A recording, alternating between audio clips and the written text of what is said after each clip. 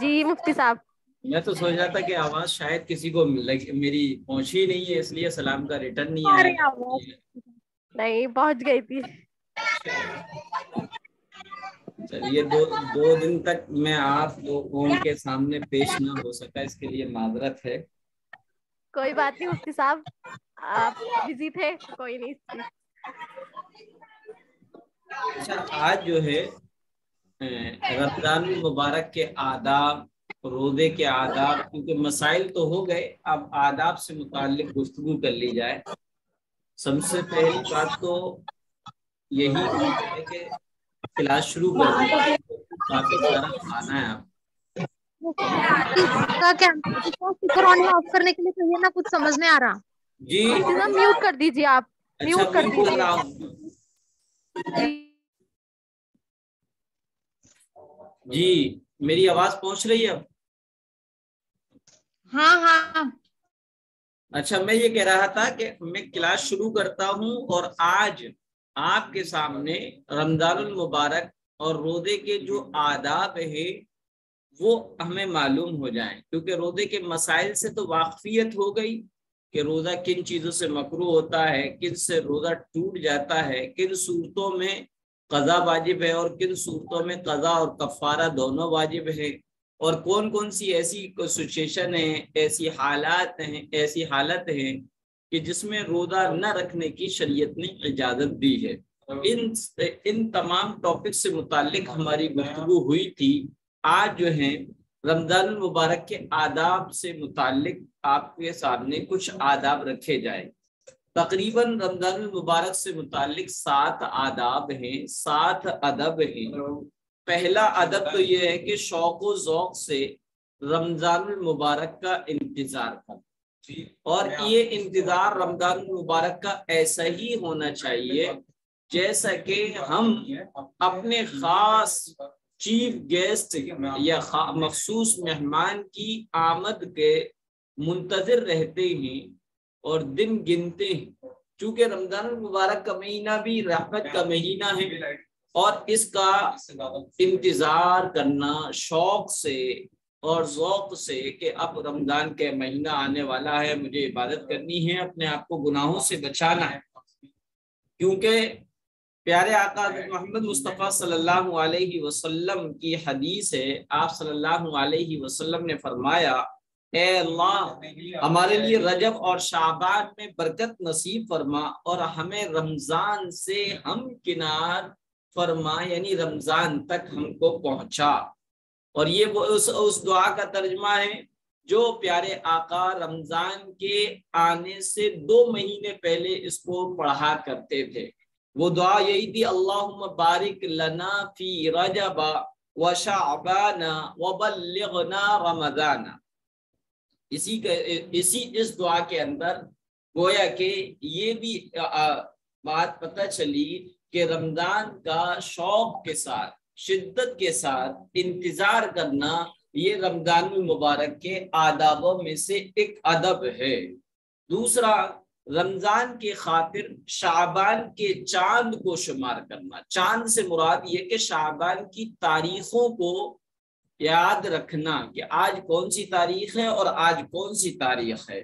چنانچہ اللہ کے رسول صلی اللہ علیہ وسلم کا فرمان ہے، شعبان کے چاند کو رمضان کے خاطر شمار کیا کرو. آج حال ہمارا یہ ہے کہ ہمیں صرف یہ تو یاد رہتا ہے کہ انگریزی تاریخ کتنی ہے، لیکن شعبان کی اسلامی تاریخ کیا ہے یہ نہیں معلوم ہوتی.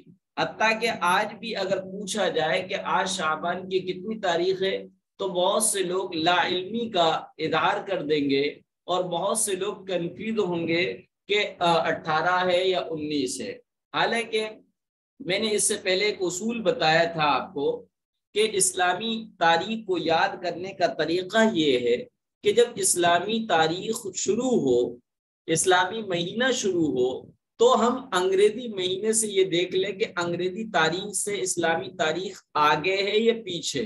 اگر آگے تو کتنے دن آگے، اور پیچھے تو کتنے دن پیچھے. جیسا کہ موجودہ مہینے میں لے لو، انگریزی تاریخ جو ہے آج 23 ہے یعنی 23 مارچ ہے، اور شعبان جو اسلامی مہینہ ہے اس کا وہ شعبان کا مہینہ چل رہا ہے، اور اس کی 19 تاریخ ہے، یعنی اسلامی مہینہ انگریزی مہینے کے مقابلے میں پیچھے ہے، اور کتنے دن پیچھے؟ 4 دن پیچھے۔ یہی وجہ ہے کہ آج 19 ہے۔ آج کا مطلب یہی ہے، آج بدھ کا دن لے رہا ہوں، اگرچہ اسلامی تاریخ مغرب کے بعد سے بدل جاتی ہے۔ آج یعنی بدھ کے دن 19 تاریخ شعبان کی ہے اور 23 تاریخ مارچ کی ہے۔ بہرحال رمضان کے خاطر شعبان کے چاند کو شمار کرنا، یعنی چاند کی تاریخ کو، یعنی شعبان کی تاریخوں کو شمار کرنا، پھر اس کے بعد چاند دیکھ کر یہ دعا پڑھنا، شعبان کا ہو یا رجب کا ہو۔ اب جو ہے اگر شعبان کا یہ 19 تاریخ ہے، رمضان کا جب چاند نظر آئے تو یہ دعا پڑھنا ہے، اللہم اہلہ علینا بالیمن والایمان والسلامت والاسلام ربی وربک اللہ۔ یہ دعا ہے، اور یہ دعا اللہ کے رسول صلی اللہ علیہ وسلم پڑھا کرتے تھے۔ ترمذی شریف میں حدیث ہے، جب اللہ کے رسول صلی اللہ علیہ وسلم چاند کو دیکھتے، حضرت طلحہ بن عبید اللہ رضی اللہ تعالیٰ عنہ فرماتے ہیں کہ آپ صلی اللہ علیہ وسلم جب چاند دیکھتے تو یہ دعا پڑھتے، کون سی؟ اللہم اہلہ علینا بالیمن والایمان والسلامت والاسلام ربی وربک اللہ۔ کیا معنی ہیں؟ اے اللہ، نئے چاند کو ہمارے لیے برکت، ایمان، سلامتی اور اسلام کے ساتھ نمودار فرما۔ اے چاند، میرا اور تیرا پروردگار اللہ ہے۔ یعنی یہ کہا گیا دعا کے لاسٹ میں ربی وربک اللہ، اے چاند میرا اور تیرا رب اللہ ہے۔ یعنی یہاں چاند دیکھ کر دعا پڑھنے سے کوئی شرک نہیں ہوتا ہے، جیسے کہ جو لوگ سورج دیوتا کو مان کر، اس کو جان کر سورج کی پوجا کرتے ہیں، یا کروا چوتھ میں چاند کو کی پوجا ہوتی ہے، تو اس سے بھی برات کا اظہار ہو گیا کہ ہم چاند کو پوج نہیں رہے، بلکہ ہم تو چاند کو بھی مخاطب کر کے یہ کہہ رہے ہیں ربی و ربک اللہ، کہ میرا اور تمہارا رب اللہ ہے۔ اسی طریقے سے چوتھا ادب یہ ہے اپنے ماتحتوں کے ساتھ، اگر میں ماں ہوں تو بچوں کے ساتھ، میں باپ ہوں تو بچوں کے ساتھ، بڑی بہن ہوں تو چھوٹی بہنوں کے ساتھ، بڑا بھائی ہوں تو چھوٹے بھائیوں کے ساتھ، میں اگر ساس ہوں تو بہوؤں کے ساتھ، میں اگر جٹھانی ہوں تو دیورانی کے ساتھ، دیورانی کے ساتھ، اور اگر میں نند بڑی نند ہوں تو چھوٹی بھابھیوں کے ساتھ۔ یہ اپنے ماتحتوں کے ساتھ نہایت نرمی اور مزید شفقت کا سلوک کرنا چاہیے، نرمی کے اور محبت کا معاملہ اور سلوک کرنا چاہیے۔ یہ ادب ہر وقت ضروری ہے، لیکن رمضان المبارک میں اس کا خصوصی اہتمام کرنا چاہیے، کیونکہ رمضان سے متعلق اللہ کے رسول صلی اللہ علیہ وسلم کی حدیث ہے۔ آپ صلی اللہ علیہ وسلم نے رمضان کے متعلق ارشاد فرمایا، جو شخص بھی اس مہینے میں اپنے غلام خادم کے بوجھ کو ہلکا کر دے تو حق تعالی شانہ اس کی مغفرت فرما دیتے ہیں، اور آگ سے یعنی دوزخ کی آگ سے، نارے دوزخ سے آزاد فرما دیتے ہیں۔ اسی طریقے سے پانچواں ادب ہے رمضان میں صدقہ خیرات میں اضافہ کرنا۔ آپ لوگ بھی اپنا مزاج بنا لیں خرچ کرنے۔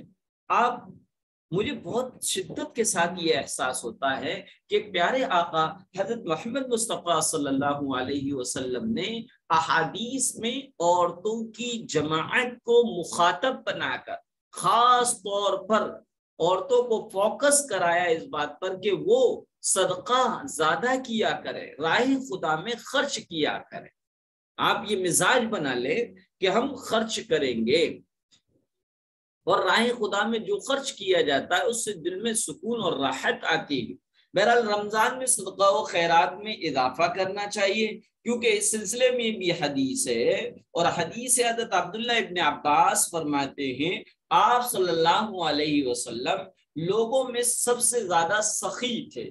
سخی کہتے ہیں سخاوت کرنے والے، سخاوت کہتے ہیں دین کے معاملے میں دینی ضروریات کے مطابق خرچ کرنا، اپنے یعنی خوش دلی کے ساتھ خرچ کرنے کو سخاوت کہتے ہیں۔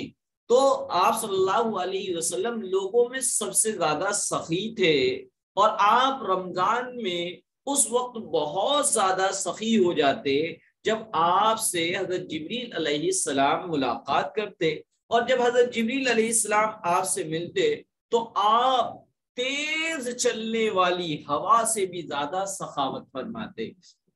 اس طریقے سے ہوا تیزی سے چل کر جتنے لوگوں کے اوپر سے گزرتی چلی جاتی ہے، سب کو راحت اور آرام اور سکون کے لمحات دیتی چلی جاتی ہے، اسی طریقے سے پیارے آقا بہت زیادہ خرچ کیا کرتے تھے۔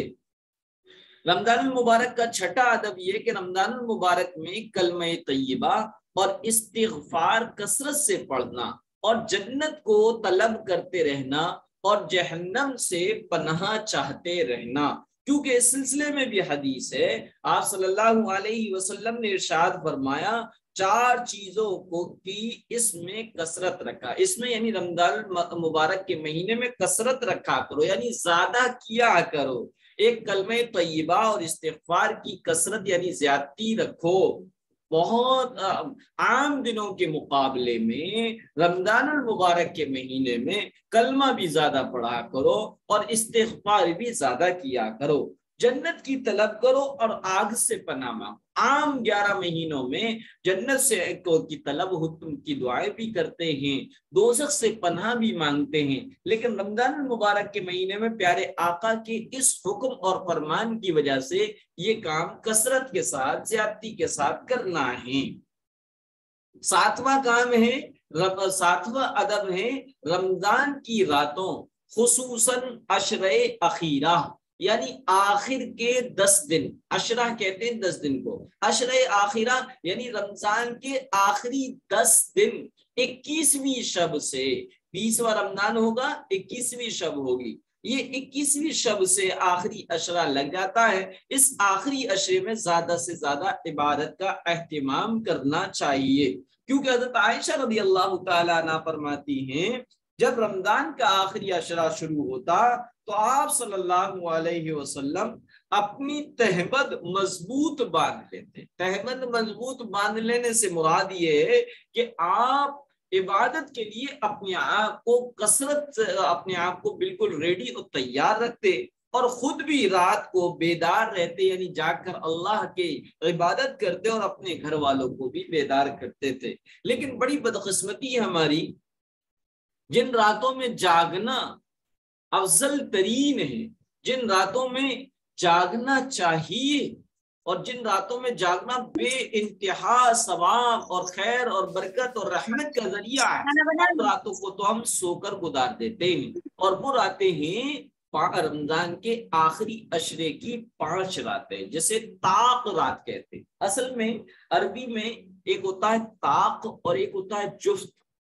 طاق کہتے ہیں اس عدد کو، اس نمبر کو جو کسی دوسرے نمبر سے نہ کٹے، نہ ڈیوائیڈ ہو، جیسے 1 3 5 7 9 11 13، یہ جو ہے یہ عدد کہلاتے ہیں، وہ عدد وہ نمبر کہلاتے ہیں جو کسی سے نہ کٹے، اس کو طاق کہتے ہیں۔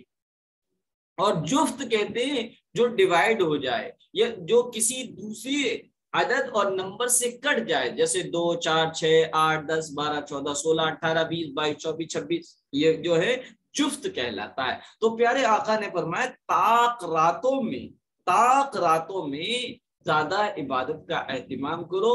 جیسے وہ طاق رات کیا ہے؟ 21 ہے، 23 ہے، 25 ہے، 27 ہے، 29 ہے، یہ شب قدر ہے اس میں۔ لیکن ہمارے یہاں معمول یہ ہے کہ شب برات جو کہ ابھی گزر کے گئی ہے، اس میں تو خوب جاگنے کا اہتمام کیا جاتا ہے، لیکن شب قدر کا احساس ہی نہیں ہوتا کب تھی اور کب گزر گئی۔ تو یہ رمضان المبارک کے 7 آداب تھے۔ اب روزے کے آداب کیا ہیں؟ روزے کا سب سے پہلے آداب یہ ہے اللہ کی خوشی کے لیے، اللہ کی رضا کے لیے ثواب کی امید رکھتے ہوئے روزہ رکھنا۔ یہ پہلا آداب ہے، کس کے لیے؟ اللہ کی خوشی اور ثواب کی امید رکھتے ہوئے روزہ رکھنا۔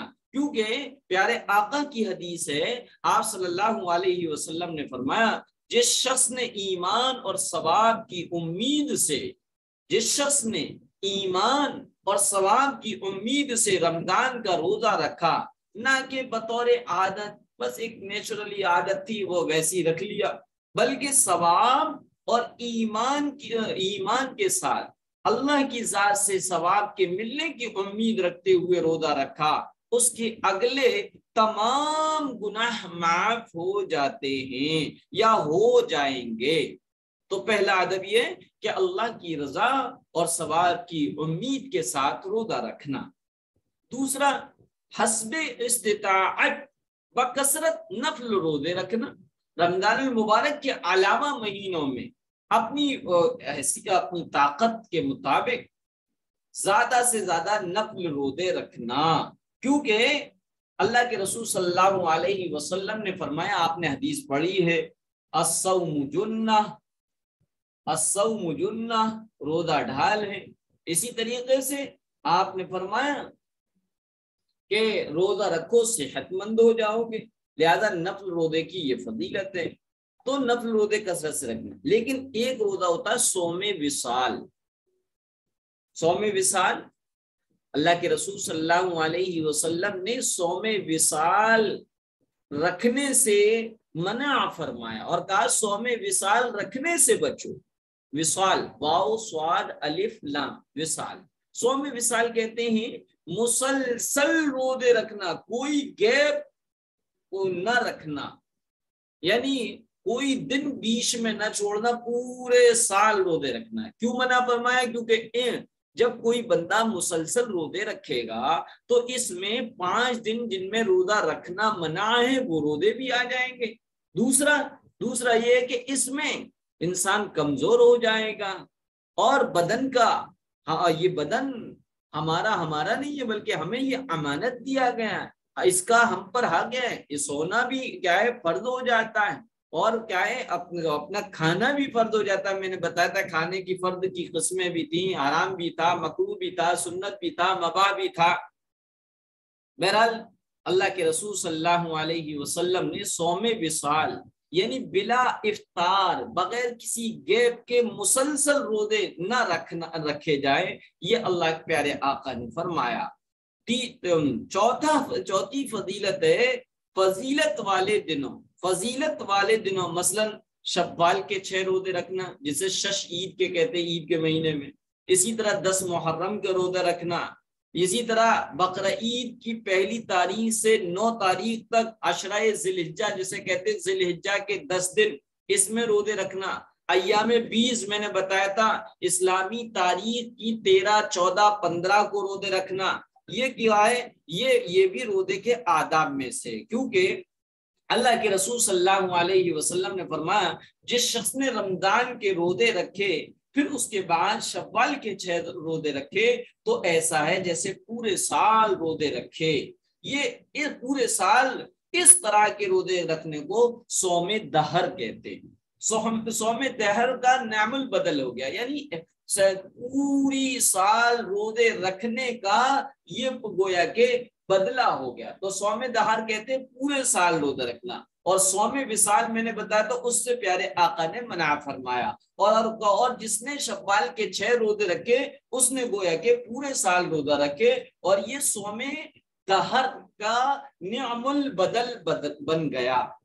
اسی طریقے سے پیارے آقا نے فرمایا بندوں کے اعمال پیر اور جمعرات کو، سوموار بھی کہتے ہیں، پیر بھی کہتے ہیں، منڈے اور جمعرات تھرسڈے کو بارگاہ خدا بندی میں پیش کیے جاتے ہیں۔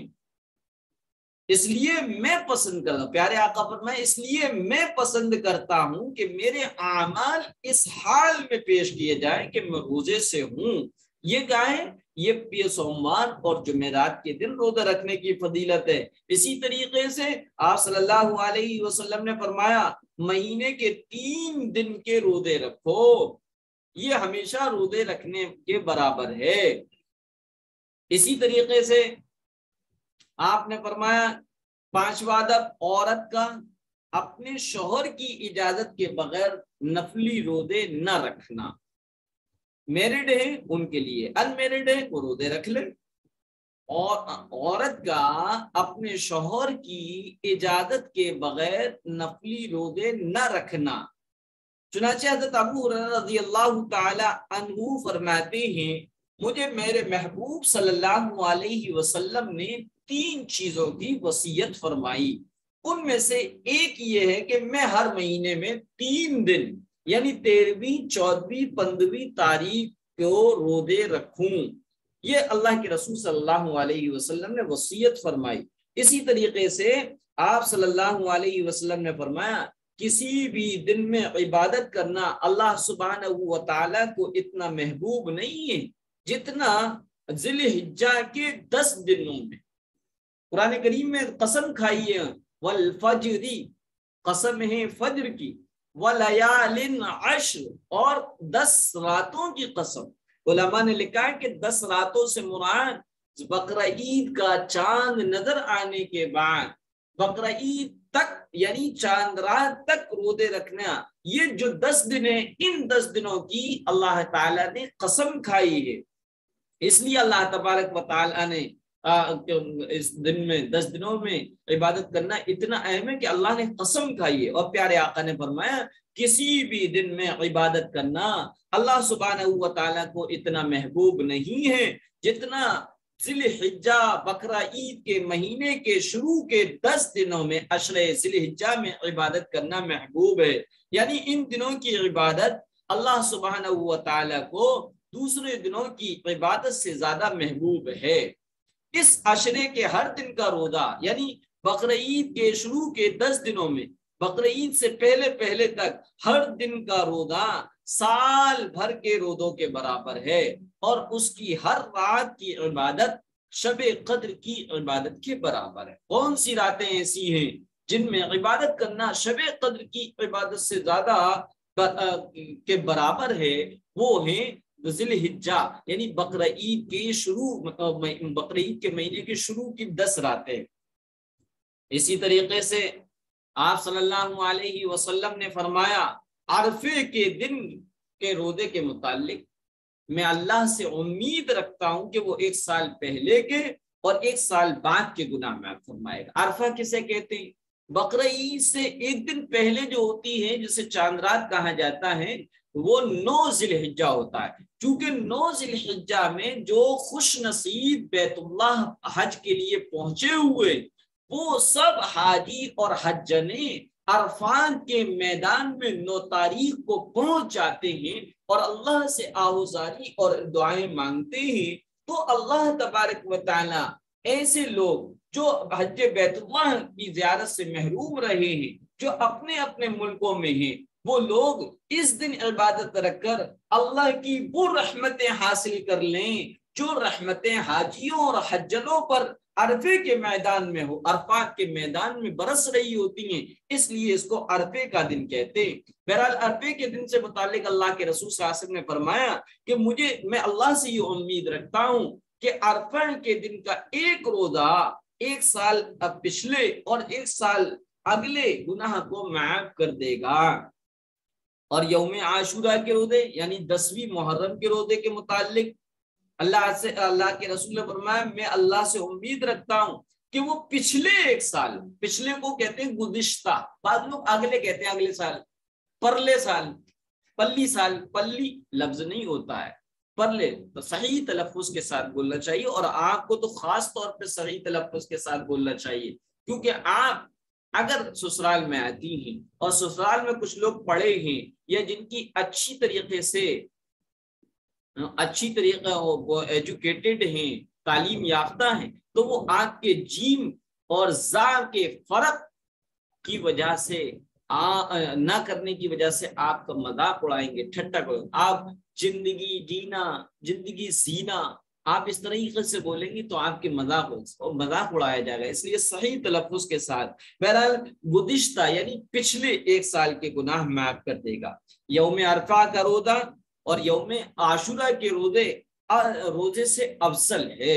بہرحال تو میں کہہ رہا تھا کہ عورت کا اپنے شوہر کی اجازت کے بغیر نفلی روزہ نہ رکھنا یہ بھی روزے کے آداب میں سے ہے، کیونکہ پیارے آقا نے ترمذی شریف میں فرمایا لا تصوم المرأة وزوجها شاہد یوما من غیر شہر رمضان، یعنی کہ آپ صلی اللہ علیہ وسلم نے فرمایا عورت رمضان کے روزوں کے علاوہ کسی بھی دن کا روزہ اپنے شوہر کی اجازت اور پرمیشن کے بغیر نہ رکھے جبکہ اس کا شوہر گھر پر موجود ہو۔ یہ وہ چیز ہے جو لوگ عموماً بیان نہیں کرتے۔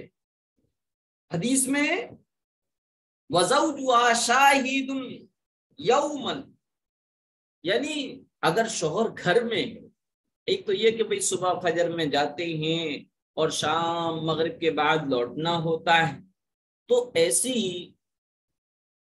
بہنیں اپنے شوہر کی اجازت کے بغیر نفلی روزہ رکھ لیں گی تو بھی روزہ ہو جائے گا۔ لیکن اگر شوہر گھر میں رہتے ہیں یا آتے جاتے رہتے ہیں تو ایسی صورت میں نفل روزہ رکھنا ہے تو شوہر کی اجازت کے ساتھ رکھیں۔ ہو سکتا ہے کہ ان کا مزاج کچھ اور ہو، وہ کچھ اور چاہ رہے ہوں اور آپ روزہ رکھیں، ان کی خواہش کو مطابق اور ان کی خواہش کی تکمیل نہیں کر سکتی، اس لیے فرمایا کہ عورتیں جو ہے اپنے شوہر کی اجازت کے بغیر نفلی روزہ نہ رکھیں۔ فرض روزے میں فرض روزہ رکھنا ہے، اگر شوہر منع کرے تب بھی رکھنا ہے، کیونکہ پیارے آقا نے فرمایا لا طاعت لمخلوق فی معصیت اللہ، جس میں اللہ کی نافرمانی ہوتی ہو وہاں کسی کی اطاعت نہیں کی جائے گی، کسی کی بات نہیں مانی جائے گی، حتیٰ کہ شوہر کی بھی نہیں مانی جائے گی۔ کیوں؟ کیونکہ روزے رکھنا فرض ہے، اگر ان کی بات ماننے میں بات مان جائے تو اللہ کا حکم ٹوٹا جائے گا۔ تو ایسا کوئی بھی معاملہ جس میں